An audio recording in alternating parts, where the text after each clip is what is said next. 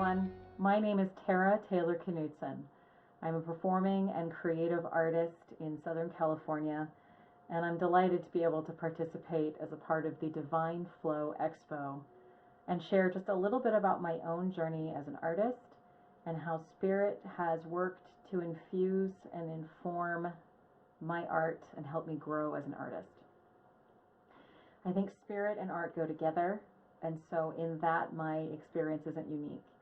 But I think that in my own personal journey, my experience has been to develop through different blocks and through different awarenesses to now being in a relationship that is more like a partnership or a collaboration, so that I know what my role is and I know how to get out of the way now of spirit when it wants to come through and create something. I think like most kids, I had a very active imagination. I think that's one of the gifts of being a child. You don't have the editor in your head telling you what not to do. So I had a tremendous amount of fun telling stories and creating stories and directing other people into stories, even before I knew what a director was. And at the age of 5, I was in my first play.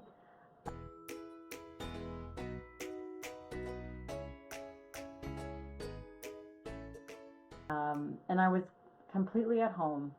It was as natural to me as a duck to water. It just felt safe and good, and I didn't know what it was. I didn't know why I loved it, but I knew I wanted to do more. And by the time I was 7, I determined with great confidence that I was an actor and that is what I was going to do. And that's pretty much what I've done, with varying levels of success. And so it is a continuation of that same passion and that same fire that was ignited when I was so little, and it's what I continue to strive for even now.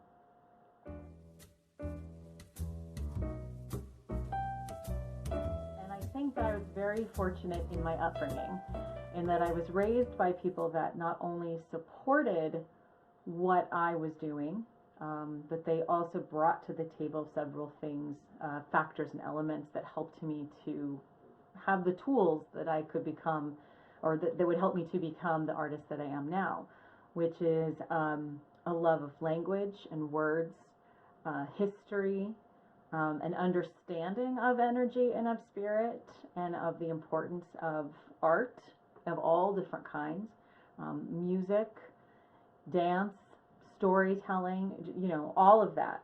My dad gave me a love of a confidence in performing and being able to stand in front of people and feel safe. And my mom definitely gave me an understanding and an empathy for feelings and helping to identify feelings and interpret them, which of course is essential as an artist. But in order to understand how all of this came about, one need look only as far as my family. For like all good neuroses, my obsession with Shakespeare began at home. Now, my father, whom I mentioned before, is a computer scientist by trade and a scholar by hobby. He gave me a love of history and a fascination with language, specifically with the music of words. As a computer programmer, he speaks in numbers and algorithms, but my dad also speaks in music, meter, tempo, and rhyme. He studies ancient religions and archaeology, and he taught himself Greek and Hebrew for fun. He's a very easy man to look up to, but a difficult man to emulate. Alternatively, my mother is all things spiritual and empowering. A staunch feminist in her youth, she evolved into a holistic psychotherapist. She led the crusade in our family to live lives of service and kindness. Now, Tara, remember, it's others first, self second, and kindness always. And never interrupt me when I'm on the phone. She believes in honoring the sacred and the ritual, so much so that when my sister and I each got our periods, she invited the designated wise woman from among her friends to come to the house and present us with a rose and a ritual sharing of the sacred feminine and the goddess within. An incredibly comfortable experience at 13. So both of my parents, in their own way, brought to the table tools and instruments that I would need to become the artist that I am today. An understanding of the past, the present, the future, energy, humanity, all of the big concepts that artists are trying to uncover, which is really to discover truth and the essential questions of who we are and where we come from and where we're going. And of course, all of that, the subtext is spirit and divine flow.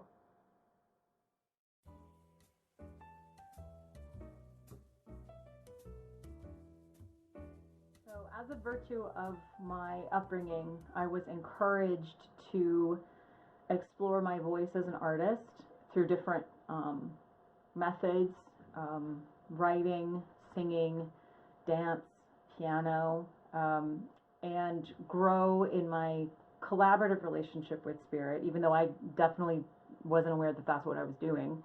But that was a safe space that my parents gave me so that I could discover what I now know, which is how to let spirit come through and be that creative energy. As a young person, I didn't have a sense of boundaries when it came to energetic flow coming through.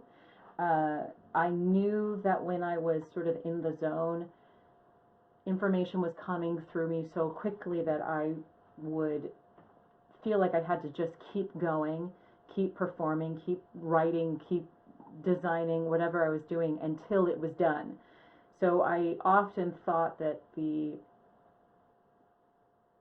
reaction of having so much spirit come through me so quickly was depletion. I was so tired. I wouldn't eat, I wouldn't sleep, I wouldn't stop until whatever was coming through me came through me. And I sort of put together the two concepts of that exhaustion, that spiritual exhaustion, with the starving artist concept and created this idea in my mind as a young person that in order to be creative, in order to have that access to tap into the spirit or the muses, to use the Greek word, was something that had to come with being exhausted or drained or spent.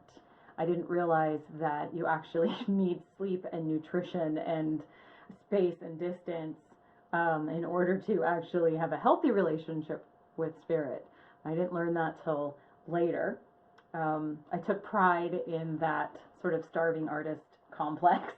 I didn't know that I didn't have to be exhausted.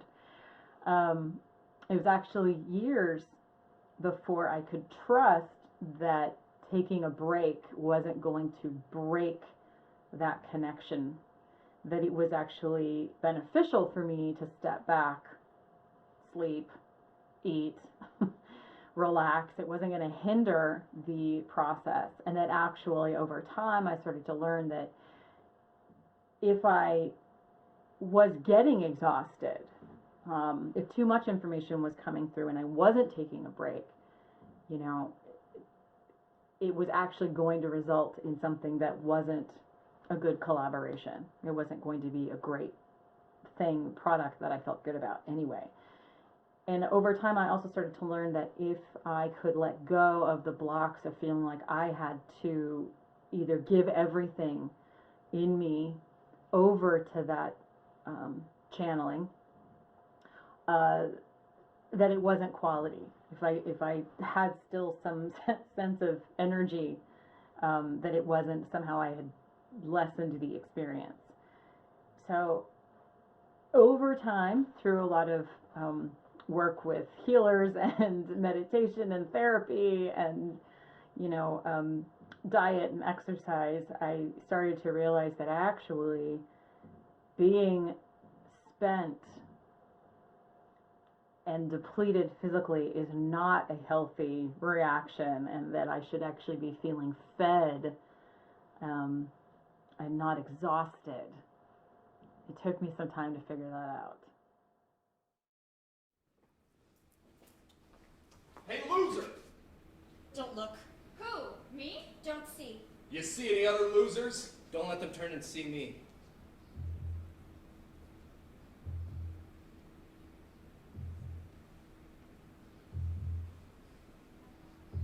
Stay still. Stay small. Don't let them see I'm different. What can I do? Someone like me. Who has no power. No. It's better just to look another way.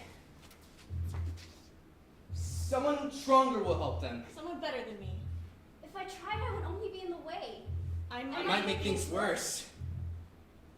What if I'm wrong and no one comes to help? What if I stand here watching and never intercede? What would happen to them? What What if it were me? Would you stand and hide and hope no one sees? I don't think I can stand here helpless. When I could just take charge? What's the worst that could happen? I could get hurt, I suppose. I could have a target on my back. I could fail.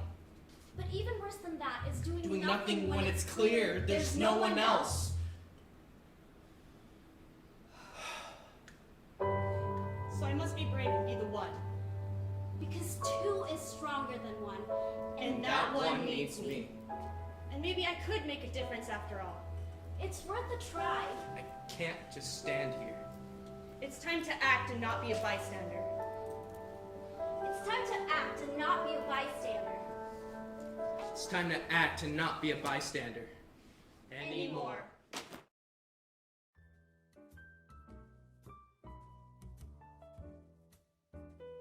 I now consider myself, when I'm writing, a court reporter, which means that I understand what my role is and I understand the role of spirit.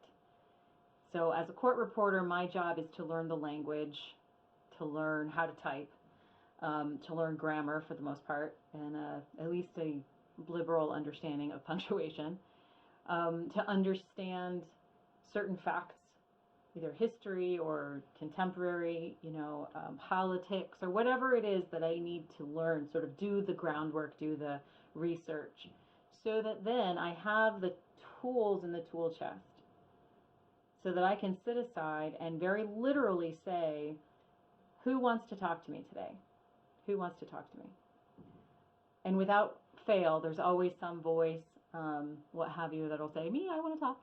So then my job is to take a deep breath and then step aside, knowing that I have laid the groundwork with all of the things that I've learned, all of the background, the materials to use, and then I let spirit or whoever the voice is come through me and pick up the tools they want to use and create.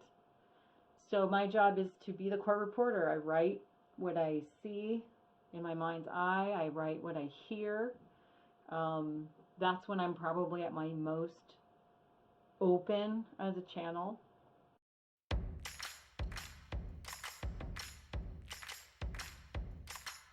First time that I discovered my role as a court reporter, as a writer, was when I was working on the period piece called Intimately Wild that I wrote about the playwright and poet Oscar Wilde. And the show is focused on the last 24 hours of his imprisonment before he's released. And so it's an opportunity to go back in time and kind of look at moments in his life and decisions that he made and whatnot. So as I was writing it, I had done a lot of research. I'd done some research about him years ago and actually wasn't a huge fan. Sorry, Oscar. Initially. Now I'm a big fan. And I had started to do a little bit of reading and whatnot. And then I kind of shut everything off. I didn't want to see any movies. I didn't want to hear any of the plays. I didn't want anyone to sort of talk to me because I wanted to make sure that whatever came through was authentic to my experience of it, and I wasn't, unintentionally borrowing from someone else. So for about a year, I would work every night.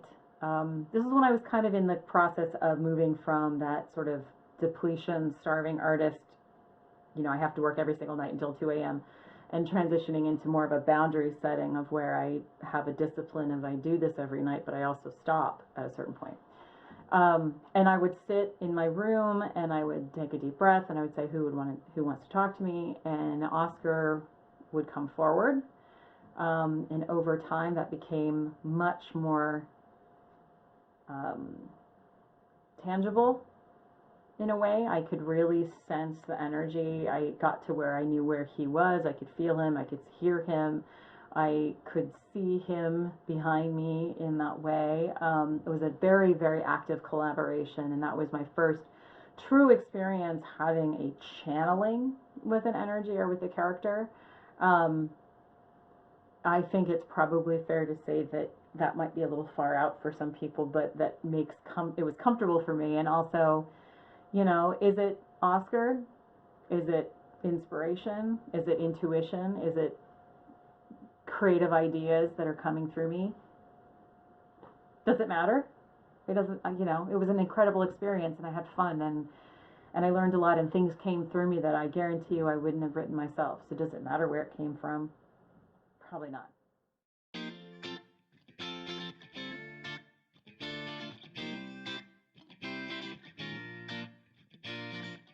The process of learning how to set boundaries with spirit was an interesting one for me, and it definitely took guidance from different practitioners and healers and family members and friends in my life who could kind of give me permission, first of all, to even acknowledge that there's a spirit or a creative energy that needs to that there needs to be a boundary, that it's an actual thing that comes through, and there's so much information that it is not only happening, but that it's important to bring it into a focus so that you can still be human and still have your own thoughts and eat a banana every once in a while. So I was learning how to do that with help, and that help came by several people and energy workers who kind of helped me understand more about the chakras, of which I had some understanding, but definitely not a wide understanding. And primarily the crown chakra, which I was given a visualization of that being the main place for me where that comes through. Probably for many people, this was just what came in my experience of learning, that I could open or close the aperture depending on how much information I was receiving or able to receive, or if I needed to take a step back, or if I needed to transition into that production editing part of it. That was also an interesting experience because I was so wide open, and I was afraid that if I started to set a boundary and limit the amount of information that came into my head, that I would somehow lose the connection altogether. And then following my experience learning how to channel when I was writing Oscar, I was so, like I said, it was so hard to pull back from that being in the zone and having to sort of be in the world again, that I sort of wanted to shut it off completely, just turn off the hose. I didn't want any more information because I couldn't get out of it. I just wanted to keep creating, but I was so tired, and I had to be in the world, and it was so annoying, and so I just wanted to shut it down. So I had to then I had to take tools and figure out how to reopen it again, because I had kind of blocked that energy. And the irony is that I am not good as a writer or a performer or a producer or anything when it's just coming from me. I've learned that many times. I have ideas, I have maybe some humor or some observations, and that can be kind of witty, but it's not good. It's not stuff that I'm proud of. It's only in that relationship with spirit that it is a product that I'm proud of, ultimately. So when I had blocked that, following wanting to just kind of block it off, the work that I was doing at that point was just not good. It was very pedestrian, and that's not a bad thing, but it was not what I knew it could be, and I wasn't proud of it. I had a lot of very embarrassing readings of things I had written where people were being asked to lend their voices so that I as a writer could hear it, and it was just upsetting because it wasn't spirit. It wasn't coming through authentically.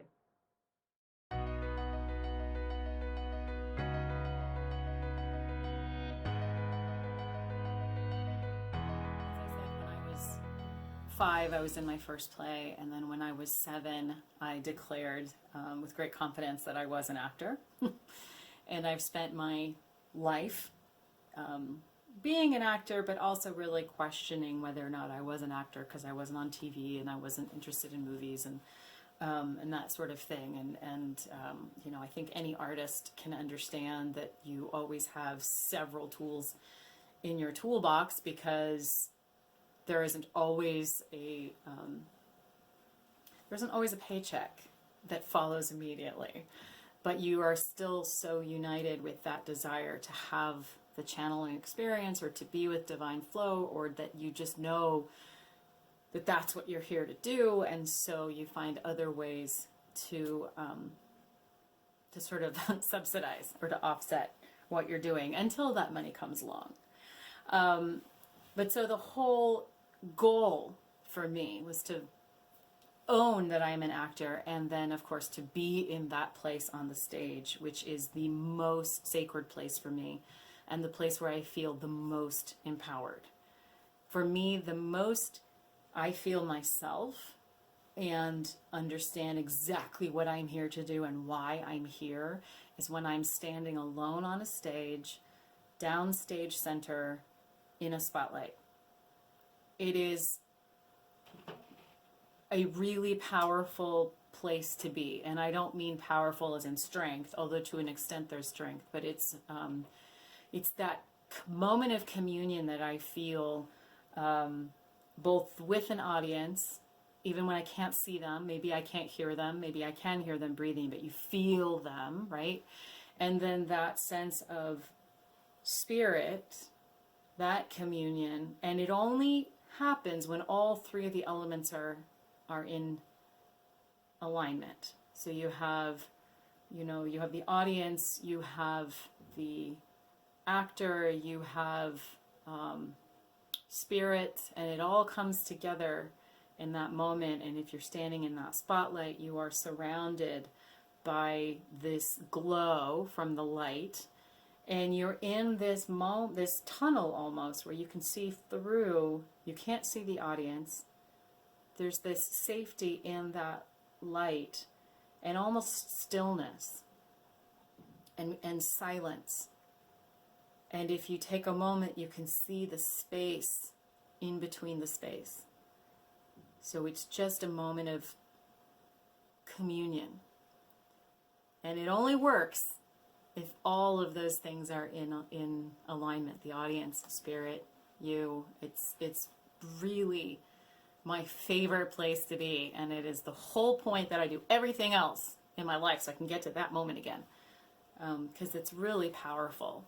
And that's how I imagine it must be for anyone who is in a different modality, who channels or works with energy, or in any profession where there is some kind of art, whether it's an art of science or an art of politics or whatever that art, when you're in that moment of passion, it's that connection point, that communion where you know you are where you're supposed to be and you're doing what you are meant to do.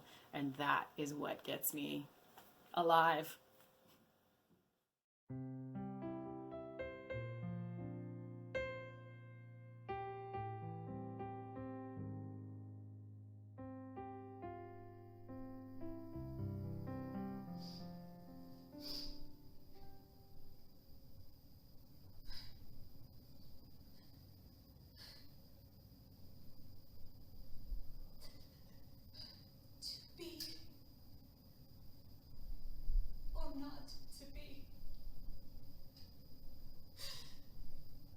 That is the question. Whether 'tis nobler in the mind to suffer the slings and arrows of outrageous fortune, or to take up arms against a sea of trouble and by opposing end them.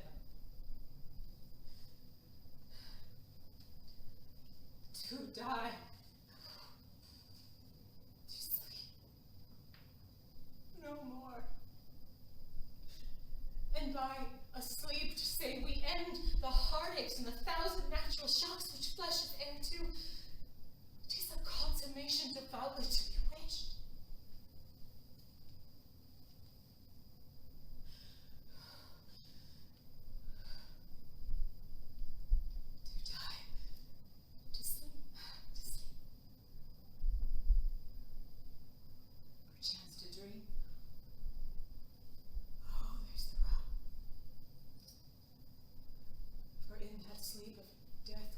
dreams may come when we have shuffled off this mortal coil. Musculus pause. There's the calamity that makes so long life. For who would bear the whips and scorns of time, the oppressor's wrong, the proud man's contumely, the pangs of despised love, the law's delay, the insolence of office, and the spurns of the patient merit of the unworthy takes when he himself might his quietus make with a bare bodkin? Who would fardels bear to grunt and sweat under a weary life, but that the dread of something after death, that undiscovered country from whose bourne no traveler returns, puzzles the will and makes us rather bear those ills we have than fly up to others we know not of.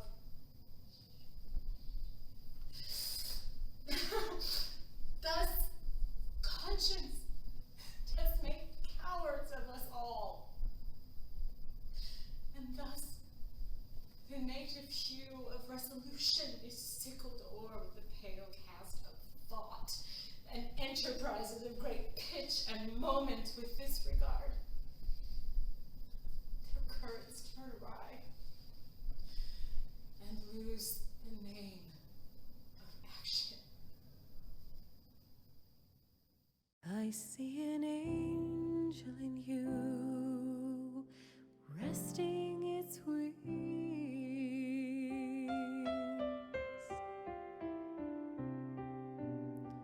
I want to carry you home and keep. So eventually, through help and through learning how to visualize opening or adjusting or closing sort of the aperture of the crown chakra and the information that came through, I was able to start learning how to have more of a collaboration or a partnership, like I mentioned in the beginning, which is where I am now. Still refining, still figuring out the discipline of inviting spirit to be with me and work through me, still learning the balance of then separating from that being in the zone to then being back in the world, and then to creating a product, and then to experiencing the product on stage. So that has become this next part of my journey, which is walking with spirit, setting healthy boundaries, knowing that I don't need to be depleted. I can have a snack, knowing that I can still tap in and I can monitor a bit the information that comes through, which ultimately the entire point of for me writing and creating and expressing is so that I can go back to doing what is my true identity, I think, my true reason for being, which is to stand on stage and be.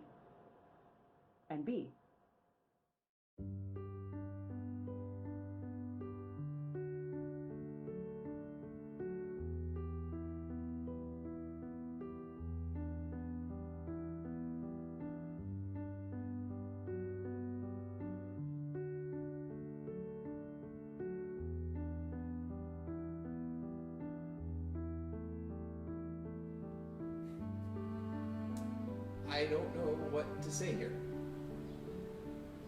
Like I said before, I'm at a loss. See, I didn't really experience this like other kids did. You know? I don't think I ever got bullied or teased. Guess I got lucky. I missed that step. Saw it happen to other people, but it never really happened to me. So I didn't give it much thought. You know, it didn't seem like a big deal. It's just what guys do, right? It's boys will be boys. You know, locker room talk.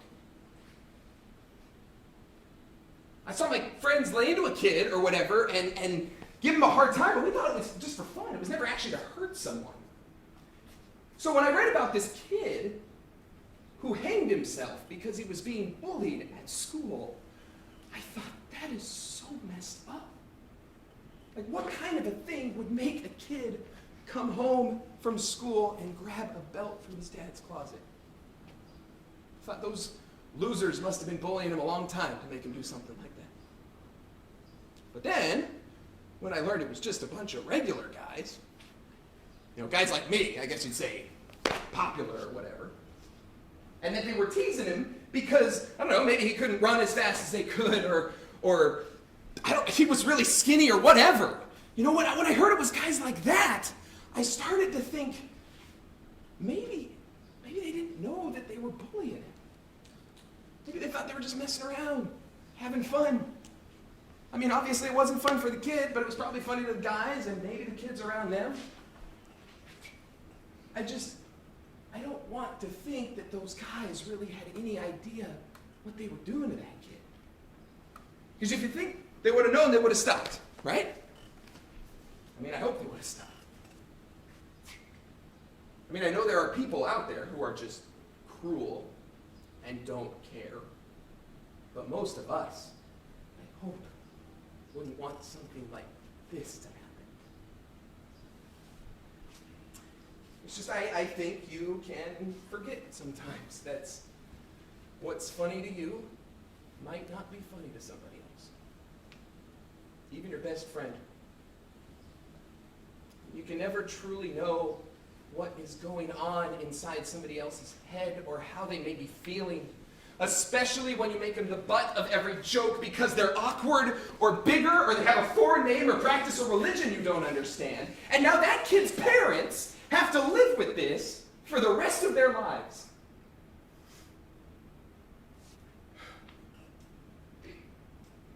And the truly tragic thing is that it all could have been avoided if those guys had just taken a second to think about their actions and the impact on everybody else.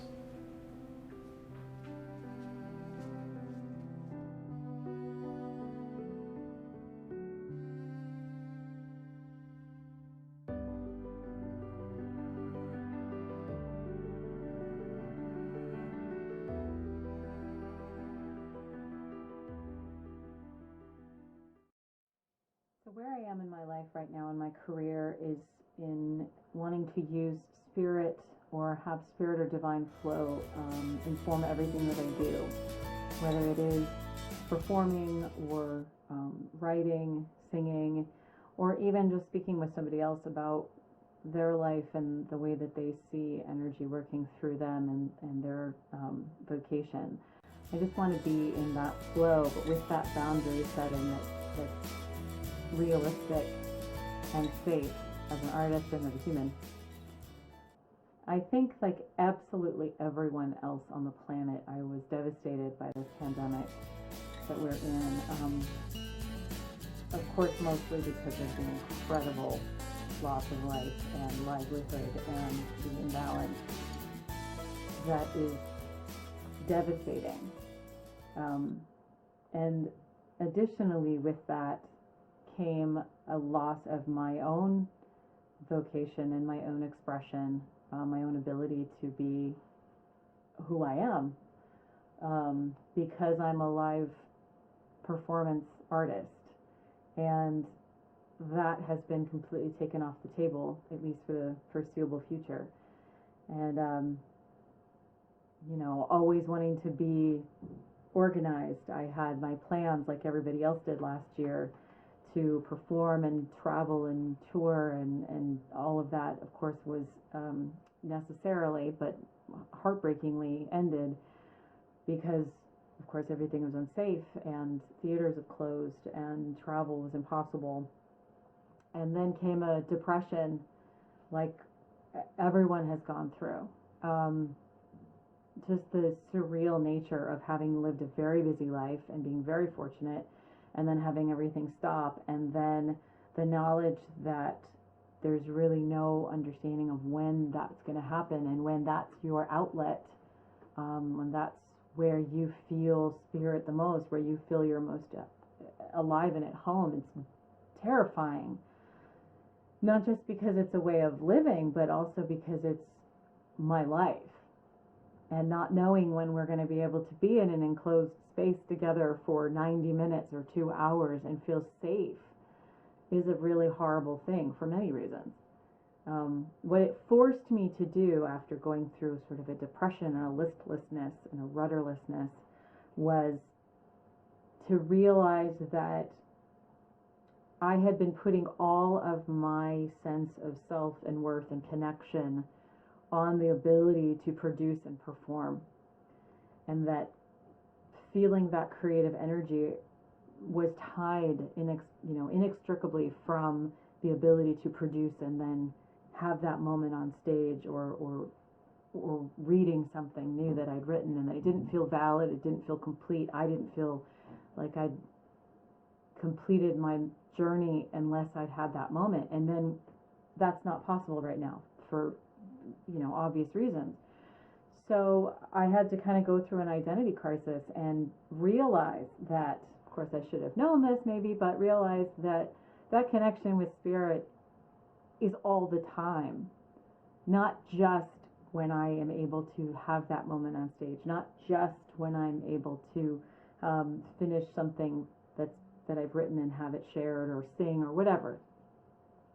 But I had to reframe it. I'm still having to reframe how I see myself as a performing artist and a live creative artist when there's no performance.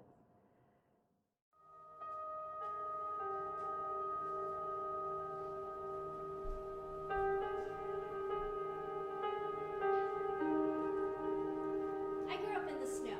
We had all the seasons: spring, summer, a quick fall, and then winter. At some point every winter, we'd be hit by a massive blizzard that would bury us under 2 or 3 feet of snow. It piled so high on the cars they'd be completely lost under the thick white blanket, and it took a real effort to dig them out. Then the snow would melt, and everything would be covered with a fine layer of mud and grime that seemed to kick onto the windows and doors with a nasty film layer seemingly impossible to clean off. That's when the writing would appear. One day as I was walking to school, I saw a truck standing alone, parked in the snow and caked with mud. There were words written on the mud with someone's finger, and because I couldn't quite read it, I walked closer and saw that it said, "I hate the N-word." So I froze and looked around to see if I could see who'd done it. I couldn't imagine anyone from my neighborhood would do something so vile and disgusting. So I was shocked and scared that the owner of the truck would come out and see his truck like this. So I scooped up a handful of snow from the ground and balled it up into my fist and wiped off that horrible word. And when I was done, I stood back and felt relieved that it was gone, that no one would see it again. And that's when I realized, after my eager wiping, all that's left were the words, "I hate." And that was then that I realized that was the problem with so much of our world today. So much of it could be chalked up to, "I hate blank." And that has troubled me ever since. I am excited, though, that some of the things that have come out of this incubation period, this necessary incubation period, is an exploration now for another step as an artist that I am really excited about, where I will have an opportunity to speak with other people of all different kinds of artistic expression, energy expression, vocation, people who are in and out of the arts world, and talk to them about how they see art and energy in what they do, whether they call it passion or discipline or whatever terms they use. So that is a new venture that I'm very excited about, that I never would have found but for this horrible experience that it feels very selfish talking about it like that. But I did discover a new way to channel this energy, or to create something that I hope will be positive, that I hope will be unifying, that it doesn't matter if you're an artist or an energy worker or somebody who practices medicine or somebody who works at the market, like that there's something that we can all find that's unifying. I hope that's the case. So without any ego, my goal is to be able to express what comes through and just keep growing and just keep expanding what that means. What does it mean to be a performing artist when you can't perform in the same way you're used to? Well, that's when I have to just be quiet and say, who wants to talk today? A few weeks ago, I was at a park where I saw some children playing. A little three-year-old girl sitting by herself crying, little cat with her shoes. Just, I'm crying because I'm a princess and I can't get any of those boys over there to be my prince. Yeah, tell me. Listen, those boys over there are silly. And you know, maybe you don't need a prince. Maybe you're the queen. That's a good idea. Thank you so much for taking the time to listen to what I had to say today. I hope some of it resonated for you. I'm so thrilled to be a part of this Divine Flow Expo experience and to share the virtual stage with so many amazing practitioners. Thank you so much, and I hope one day we can be in the same space together again, live and in person.